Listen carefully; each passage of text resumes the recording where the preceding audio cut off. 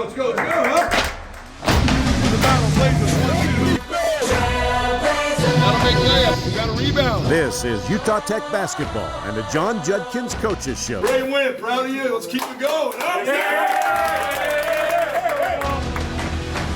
And hi there once again, everybody. Welcome to the John Judkins Coaches Show, presented by Strap Tank Brewery and Family Restaurant on Crosby Way in St. George. Rod Zund, along with the coach, John Judkins. Trailblazers coming off an instant classic against the old rivals for the final time in the regular season as members of the Western Athletic Conference. Utah Valley, double overtime in Burns. You lose 104-101. But now you're the third seed in WAC Vegas for the WAC tournament this week. Your first game is going to be 9:30. You don't know who you're going to play yet. You'll play the winner of Tarleton State and Abilene Christian. They play on Wednesday. So just overall, the weekend, third seed, getting ready for the tournament. Well, first of all, it was kind of a fun night because it was our senior night, too. Our last home game, and having 5 seniors, it was special to do something for them, and it means a lot to them and to us to appreciate them coming and doing what they did. So that part was kind of cool. And then playing Utah Valley, like you said, it's a big rival of ours, and the game, win or lose, didn't help either team. I guess it helped them a little bit more. They won outright the WAC tournament or champs or whatever, instead of tying with Cal Baptist and then them winning the Cal Baptist because they beat them twice. So that part was it, but we weren't going to be able to move up or down in the seeding. So I just didn't know how our guys were going to come out and play since that didn't really mean anything. Yeah. It did mean something of playing your rival school, also being a last home game and also being senior night. So I think that was important to them. But what a fun game, what a great atmosphere. I wish our students were here in town. That would have been even more special.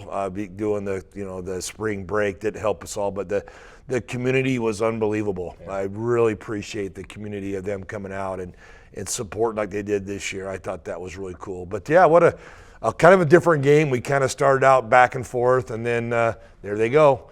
They got things going and got ahead of us, and at halftime, I think we made a mistake a little bit on the last play of the half. I thought it was perfect what we did. It was just the guy who got hot that game, who doesn't normally play a lot of minutes, really had a great game for them. Weatherspoon, number 4. Yep. But you guys were down double digits with about halfway through the second half. Then you guys really turned it on, starting to play. Yeah, I don't know what was going on that second half. Just didn't play defense very hard. And then there's that last play right there. Chance gets a steal. Left. Yeah, he gets a steal and he gets a 3. And this was a big play right here. And it wasn't like anything we called. It was just we ran our offense, and those two read the change. It's the switch, and we got a 2-and-1 out of that. And then Ethan made the free throw to send it into overtime. Yeah. But you guys fought back, and you mentioned on the post-game show afterwards that if you'd have played the whole game like you played the last 10 minutes or so in overtime, you guys would have been unstoppable. Yeah, we were defending, and our offense was moving, and we were doing some really good things. So we were down 15 with 12 minutes to go, Rod. Yeah. And then these guys, I wrote on the board, are we quitting? Are we quitting? And they go, no, we're not quitting. And they came out, and, man, they showed me they didn't quit. And I love that of them and how hard. We had a chance. We had a chance right there. But, we got up 4 that first overtime, and they hit 2 big threes on us. Yeah. That kind of changed it. They made some big plays late in the game, and we didn't. But, again, I loved how we finished the game. I just didn't like how the middle of the game wasn't what I wanted. But something we can learn from, something that we're going to use for our momentum. Hey, look how you guys played, and we showed them that on Monday. Showed them some things that we can work on, and when we were good, look, why were we good? Yeah. That last 12 minutes, why were we good? And it's both. Our defense were good, our pressing was good, we rebounded, and then our offense was smooth. Yeah. And if we do that, I think we can beat anybody. Yeah. And so I want to ask you, what did you learn from that game, even in a double overtime loss? And you mentioned that you didn't know how your guys were going to react, and the first 3 quarters of the game was like, okay, nothing can happen, let's just play basketball. Yeah. But then it started to get tight, and you started to get some momentum, and then the drive really kicked in and said, okay, this means something even more now. Yeah. One thing we've noticed this year is when our defense is active, and we're active hands, active feet, active mouths, and we're really doing a good job communicating and doing things, we're pretty good. Yeah. And we get some deflections, we get some steals, we get some easy baskets. You saw the one right there, it was tie game. Noah got a steal out of it. Sometimes we play on our heels, and I think we did that for a little while. Right in the middle of the game at halftime, they came out and went up on us by 9 or 10, something right off the bat. And then we started to play, and so that's what we kind of used that. When you said, what did we learn? That's what we learned. When we're on our heels, we're not very good, but we're on our toes and we're active. We think we're pretty good, and so that's what we're saying for the tournament. Now it's our third season, Rod. Yeah. We got the preseason, we got the regular season, and now we got the tournament season. And then now our goal is to go win this tournament. And that's been our goal from day one. And so now let's start off this March Madness the way we know how to start. Yeah, now we'll talk about the tournament in just a second, but let's go back to what you brought up. It was senior night, 5 seniors playing their final home game. Senior night's different nowadays with NIL and the transfer portal and all that, but the guys that have been here 1 or 2 years, they have made an immediate impact with this group. Oh, no question. I mean, look at Ethan in that last game he had. I mean, what a great game. What he had 27 and 10 boards and just played extremely well, and it was fun to have him and his family come out like this. And also, it was kind of fun to have him play against his old team. Yeah. That kind of made it fun, too. And then Juice, again, we've only had him for 1 year. I thought he brought us some good things as well. And then Dario, again, another 1-year guy. He didn't play that game. We're saving him for the tournament. Toby had 2 years for us. We love that. He might even come back. There's a chance of him getting that year. And then Britt, obviously, with his family, came back with the 2 years as well. So, these guys have kind of started something for us here, and we hope we can keep this going. But it was a special, fun night for those guys, and especially for me, seeing those seniors go. That's the worst part about it is, those 5 are going to be gone. And I really love those 5 and appreciate how hard they've been working, and now we just got to go finish. And when they only come now in the new way of college 1 year, basketball, 2 year, 1 or 2 years, it's nice to have guys like that aren't just good guys. I mean, they're fun to be around, but you can pinpoint every single game that they made a contribution and said, okay, they got us that win. Yeah. By the way they came in and played. Oh, it's huge, and that's what we need of those leaders, those seniors. That's what you expect from seniors, is to take that maturity, take the confidence, and also the experiences they've had, and put that with our freshmen, and put that with the guys that are there the first years. We're never going to have another Noah Gonzalez. I mean, of a guy playing 3 or 4 years straight for us, we're not. It's almost impossible. We hope we can keep Tanner for 4 years. That's the idea for us with Tanner, with the freshman. But you just don't know now with this transfer portal and the NLI. You just don't know. Okay, so you have 18 wins and 11-3 at home. You took care of home business, and then you went on the road and got some big-time wins that you've never been able to get. So just put it all into perspective before we get to the tournament about just how special this year was with pretty much a new roster. Yeah, again, I wish I could take 2 of those games back, the home games. I mean, obviously the UTA loss in overtime, and then also, or not overtime, but lost close one, and then that one there at Utah Valley. But, we won those 6 in a row right there were huge. And then, like you said, going on the road and playing Abilene twice at their place and beating them, and also Tarleton on the road. And it's hard to win on the road in the WAC. It really is. And I was really proud of our guys. And that kind of changed the year, because last year we lost 9 games by the last possession of a game. This year I saw our guys figure out ways to pull those out, and it was nice to see. So now we got to use that into the tournament. Yeah, because you're going to play those one of those 2 teams when you open up Thursday night at 9:30 Utah time, either Tarleton State or Abilene Christian. You swept both of those teams, and you won twice on their home floor for both of those guys. So how do you go about it not knowing player? Are you going to be at the game watching? You're going to be watching it on there, or how do you prepare? Both. Or do you even prepare because you know them so well? No, we definitely prepare. You never know. You never know. Tarleton's a little bit different just because the last time we played them, 2 of their guys didn't play. Yeah. So they're going to have their guys back that were hurt. They're a little bit different than what Abilene is, but no, we're gonna prepare them and do all that kind of stuff like we normally do. And we'll have our 2 coaches that have those scouts will be at the game watching those. We'll be preparing them other ways in the hotel, getting them ready to go. And again, that part is bad, not knowing who you play. I don't like that part. The only advantage is they get to play a day before us, and hopefully we can have that rest to come out and play. That's the only advantage it is of that. But I wish we knew who we were playing. But also to give us an extra day, it's important. Well, Tarleton, you're seeing the highlights here from the home game in Burns Arena. That is the game. They had Dior Johnson, who at the time was the third leading scorer in the nation, but on their floor they didn't have that guy. He's back now, so that is a dangerous team. Every team is dangerous in the WAC, but especially them because they've got a couple of guys that didn't play that are very dangerous. Yeah, again, same with Arlington. They played us. Abilene Christian. Sorry, they played us to a 4.5-point game. They go up to Utah Valley, and then one of their best players went home for a funeral, so he wasn't there. And so it's just kind of a crazy thing. But we got to be ready. We know both these teams are they really pressure. They both want to get turnovers. That's both of them. That's the one thing we know we're going to get. We're going to get a team that comes out and tries to get us to turn the ball over because both those guys are really aggressive and want to get steals and want to get baskets. So we got to take care of the ball. And the times we played them before, we did that and we shot the ball well. So it's going to be a neutral site. That's going to be different. I like that part of it. But we got to handle their pressure and we got to be ready to go. So how do you prepare for a tournament like this? You'll practice here, but you'll be going down to Vegas when?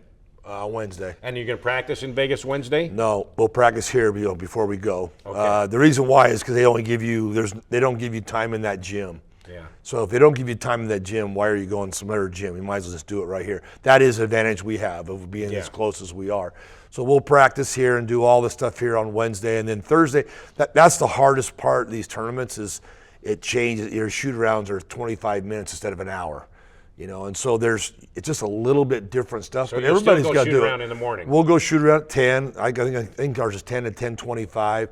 We'll get a lot of shots. We'll go back to the hotel, watch film. We'll do walkthrough probably most likely at the hotel like we normally do on the court. We'll just have to do it in the hotel room and in the big conference area. And that's kind of how we have to do different things. But it's the hard part about it. It gets us out of your routine a little bit. Yeah. So you got to be mentally tough and understand, hey, this is how we do things. So at this time of the year, the guys know what we need to do. It's a little adjustments. I think Jake hit it right on the head, or Jake or Tony, I can't remember what said that. It's like, hey, it's not like we're going to do anything different. They're going to do anything different now. It just comes back to executing and being disciplined and staying with the course and playing hard. That's a big thing. And I thought we did that at Utah Valley the last 12 minutes. As a head coach, you've been to the WAC tournament a number of times now. Are you going to approach it this year any differently? Because in the past you were down in the lower seeds, and now you're the third seed, and you're right there. And people are saying, okay, these guys can win it now. Yeah. Are you going to approach it with your team any differently this year? No, because we still approached it the same way when we were, like last year we won our first game here, and then we went down there and played Utah Valley. Kind of like, we were had to play the buy-in game, and they waited for us. But again, you got to approach it the same way. But obviously, having those days off make a big difference. Especially when you don't have a deep bench. Yeah. You got to keep everybody fresh. So we'll have Dario back. It'll be nice to have that. He didn't play Saturday. He didn't play Saturday, so I have him back and just trying to keep. I thought Dallin Grant did a great job on Saturday. He came in and gave us some good minutes. So that was good to see. Now I kind of trust him a little bit more going in. And, we just got to try to keep everybody fresh. So when you play 3 games in a row, that's how you got to do it. But you can't worry about the next day. Yeah. You got to focus on the day ahead of you, and we got to win that first game, and we'll worry about the second game the second day. When you do get past on Thursday night, that. then you'll meet California Baptist at 9:30 Utah time in the semifinals. So what is your message to your team this week as you get ready for what could be one of the biggest games of their lives? Yeah, just clean things up. Watching film and cleaning things up, our mistakes that we saw. Let them see that and try to clean those up. And again, just being fresh. We got to be our legs. We got to keep our legs. So our practices aren't as intense and a lot of banging. It's going to be more of repetition stuff, just keeping everybody in rhythm, getting a lot of shots, getting their confidence up. Because anything can happen, Rod. I mean, you get hot right now. That's how this thing goes. And you know that with UConn many years ago, back in the day, they barely got in the tournament, and man, they won the whole thing because they got hot. So we got to keep everybody fresh. We got to keep them excited. and how fun is this, and Oh. and exciting, and also the confidence level that you're going there as the highest seed, the best seed you've been, and you've got a legitimate shot to go to the NCAA tournament if you play the way you feel. Well, we felt that way going into the season. We felt like, hey, this could be our year that we could make some noise. Even though they pick us at the bottom of the league, I think we feel we had a chance to do some damage, and now we're right at that spot. That's what we said about it today too. It's like, guys, this is what we dream for.